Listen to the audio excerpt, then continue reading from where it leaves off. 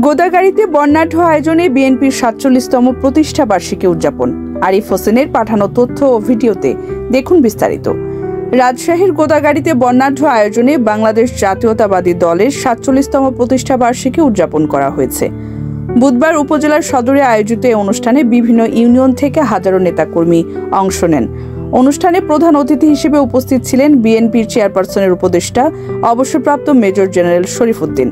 প্রধান অতিথির বক্তব্যে তিনি বলেন, বিএনপি একটি গণমানুষের দল। দমন পীড়ন দিয়ে এ দলকে দমানো যাবে না।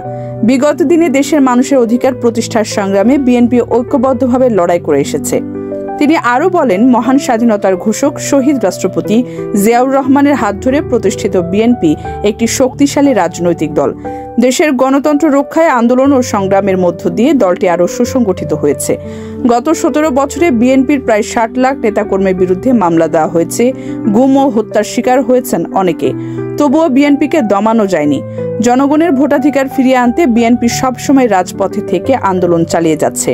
তিনি দেশি বিদেশি ষড়যন্ত্র মোকাবিলায় নেতাকর্মীদের ঐক্যবদ্ধ থাকার আহ্বান জানান এবং বলেন, বিএনপি শুধু একটি রাজনৈতিক দল নয়, এটি বাংলাদেশের গণতন্ত্র পুনরুদ্ধারের আপোষহীন সংগ্রামী প্ল্যাটফর্ম। জনগণের ভোটাধিকার ও আইনের শাসন প্রতিষ্ঠার জন্য দলের প্রতিটি নেতাকর্মীকে প্রস্তুত থাকতে হবে। সমাবেশ শেষে গোদাগাড়ী উপজেলা সদরের মাটিকাটা আদর্শ ডিগ্রি কলেজ মাঠ প্রাঙ্গণ থেকে একটি বিশাল বর্ণাঢ্য র্যালি বের করা হয়, যাতে হাজারো নেতাকর্মী অংশগ্রহণ করেন।